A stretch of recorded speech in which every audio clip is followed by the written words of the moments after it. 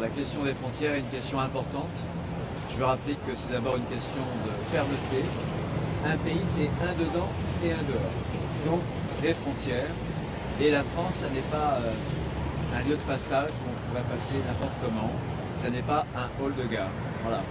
Et la question des frontières, je veux rappeler que c'est aussi une question de sécurité.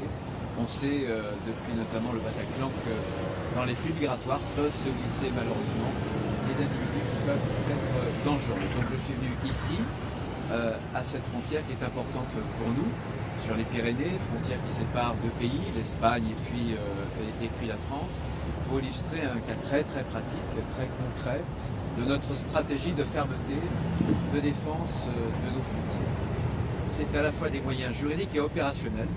Moyens juridiques, j'ai signé il y a quelques jours une demande auprès de la Commission européenne pour prolonger de 6 mois le contrôle intérieur de nos frontières. Voilà, ça c'est les moyens juridiques. Les moyens opérationnels, vous savez que contrairement à d'autres pays européens, la France ne dispose pas d'un corps unifié de garde-frontières. Mais nous avons mis en place un état-major, mais surtout de force, la force frontière, qui permet d'amalgamer 4 forces différentes. Bien sûr, les forces de sécurité intérieure, la police nationale, police aux frontières, la gendarmerie nationale, les douanes et y compris Sentinelle, l'armée française. Ça, c'est ce qui compose la force frontière. Il y a eu, il y a quelques jours, une méthode opérationnelle qui a été testée ici, c'était à la fin du mois de mars. 350 effectifs ont pu être déployés avec l'interpellation de 144 étrangers en situation irrégulière.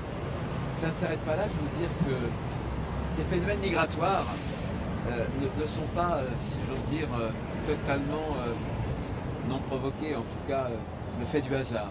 Il y a derrière des trafiquants d'êtres humains qui sont violents. Il y a derrière des filières qui sont très très organisées parce que ça rapporte de l'argent. Ça rapporte beaucoup d'argent au mépris parfois de vies humaines, au mépris de la dignité d'hommes et de femmes qui sont poussés sur les routes de l'exode, sur les routes de la migration.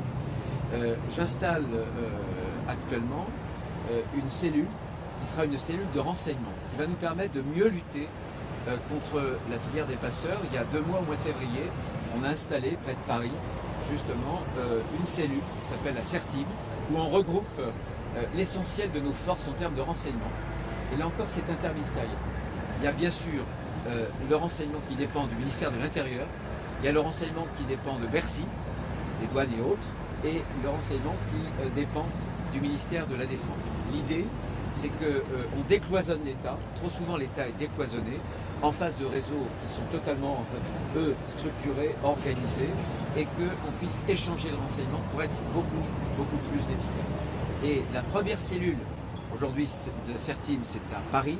La première cellule qui est délocalisée dans une zone, c'est ici, dans la zone, donc ici, donc Pyrénées.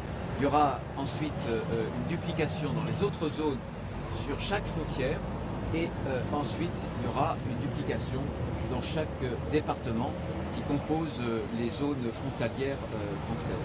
Je veux dire aussi, ça n'est pas le cas là, mais c'est le cas au niveau national, qu'on a aussi une task force qui permet de traquer les flux financiers, puisque tout ça c'est une affaire d'argent, une fois de plus, puisque ces gens-là, ce sont des esclavagistes, hein, ce sont des trafiquants d'êtres humains, et on les combat, là aussi, en essayant de tracer les flux financiers, là encore, avec nos forces du ministère de l'Intérieur, et notamment Tracfin, qui dépend de Bercy. Voilà l'idée que je voulais illustrer aujourd'hui, avec beaucoup de résultats. On l'a vu avec le préfet, avec l'ensemble des forces qui sont sur la zone. Je veux dire qu'on a une très bonne coopération avec l'Espagne, ça j'y tiens beaucoup. On a des patrouilles qui sont des patrouilles conjointes et je m'entretiens très régulièrement avec mon homologue que j'ai rencontré à Londres il y a une dizaine de jours, puisqu'il y avait un grand sommet qui a réuni 40 pays à Londres sur notamment les filières, sur l'immigration. Et je vais dire aussi les remerciements, je les fais en direct avec mon homologue espagnol, puisque l'Espagne a concouru au grand coup de filet que nous avons fait, notamment après l'arrestation en Roumanie à Bucarest de Mohamed Amra, vous savez, qui est ce type ce narcotrafiquant qui s'était évadé et lors de l'évasion, il y a eu deux agents pénitentiaires qui ont été froidement abattus. On a bien entendu pu arrêter cette tête pensante, si j'ose dire, ce narcotrafiquant, et plusieurs dizaines d'arrestations ont été faites dans des pays aussi différents que l'Espagne, le Maroc, la Thaïlande, etc., etc. Donc il faut que les narcotrafiquants sachent que tôt ou tard, ça prendra du temps et on les aura. Justement, c'est ici un passage très utilisé par les trafiquants de drogue.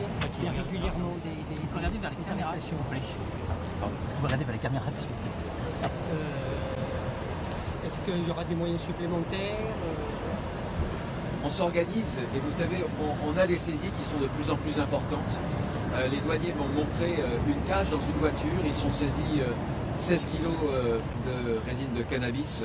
Mais c'est quasiment chaque jour et chaque semaine que l'on fait d'énormes saisies. Il y a quelques jours, on a fait une saisie. C'était la première saisie avec une technique que les trafiquants ont. Ça s'appelle en anglais, pardonnez-moi, le drop-off. C'est-à-dire qu'ils sont sur des bateaux, sur des cargos, et ils se délestent en mer sur des ballots qui sont flottants. Et c'était des pêcheurs qui étaient venus les récupérer. On a pu récupérer 630 kilos de cocaïne. Il faut savoir que c'est l'équivalent de 37 millions. Quelques jours auparavant, c'était plus de 800 kilos, etc., etc. Entre 2023 et 2024, on n'a plus que doublé les saisies de cocaïne. En 2023, c'était 23 tonnes. En 2024, c'était 53 tonnes. Donc nos services sont de plus en plus performants et je veux saluer vraiment l'action de tous, aussi bien les services qui dépendent de mon ministère de l'Intérieur, les forces de sécurité intérieure, la police nationale, la gendarmerie nationale, et je veux évidemment associer les douaniers qui sont aussi à nos côtés très performants. Une question, ce dispositif va être généralisé, on va le retrouver aussi à Calais par exemple?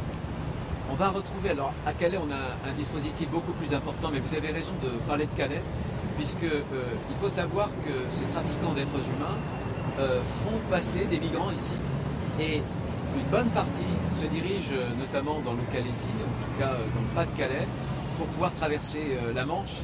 Et malheureusement, l'an dernier, on a eu 80 morts. Ils traversent dans des conditions qui sont épouvantables, absolument épouvantables.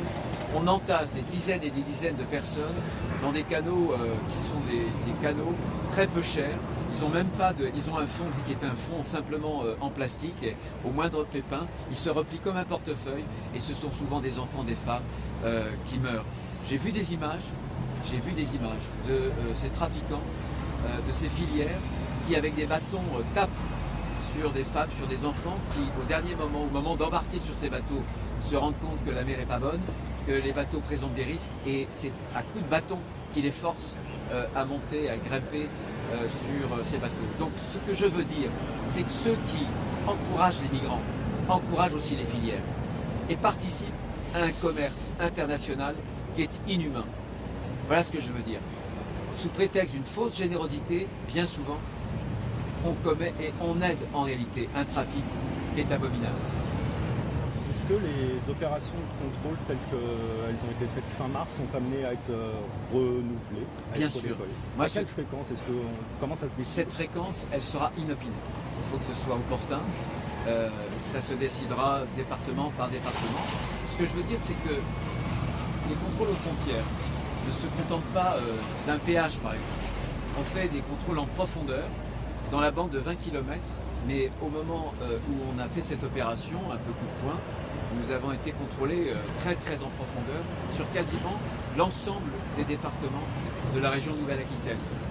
Donc c'est des opérations qui sont très très lourdes, qui se déroulent sur le linéaire, bien entendu sur le linéaire de la frontière, en profondeur sur la bande des 20 km, mais aussi au-delà de la bande de 20 km.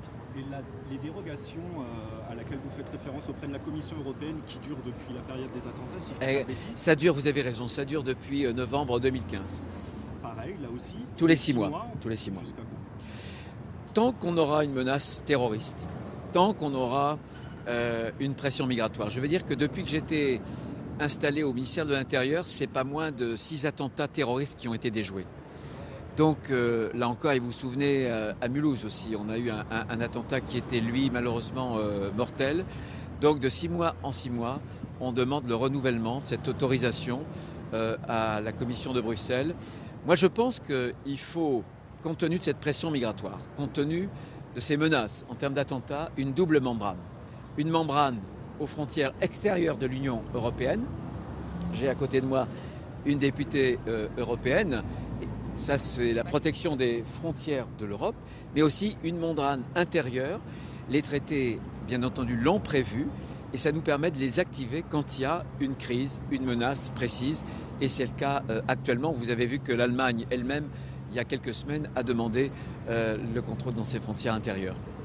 Emmanuel Macron se dit confiant sur le retour de Boualem Sansal. Est-ce que vous partagez cette opinion ou en est le dossier?